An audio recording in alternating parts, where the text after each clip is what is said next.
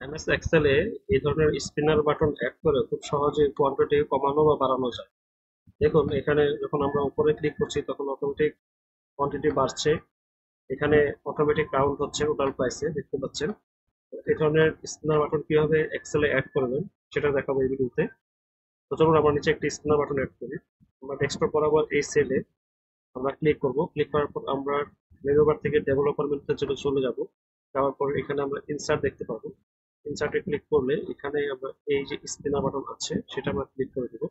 সেটা ক্লিক করার পর একটি ড্র করার জন্য একটি প্লাস আইকন আসবে, সেটা আমরা ক্লিক করে যেখানে স্পিনার বাটনটি হবে সেখানে আমরা ড্র করে দেব স্পিনার বাটনটি।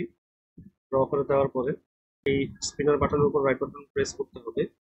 মাউসের মাধ্যমে রাইট বাটন প্রেস করবেন, দেন ফরম্যাট কন্ট্রোলে যাবেন। যাওয়ার পরে একটি বক্স ওপেন হবে, সেখান থেকে আপনি এখানে কারেন্ট ভ্যালু 1 দিতে পারেন। এখানে মিনিমাম ভ্যালু 0 থাকবে।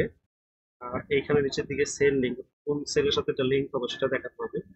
আমরা এখানে ক্লিক করব। এখানে ক্লিক করার পরে আমরা জাস্ট এই এই কোয়ান্টিটির বরাবর যে সেল আছে এই স্পিনার বাটনে ক্লিক করে যেখানে ফলাফল আসবে সেই সেলটিকে ক্লিক করে দেব।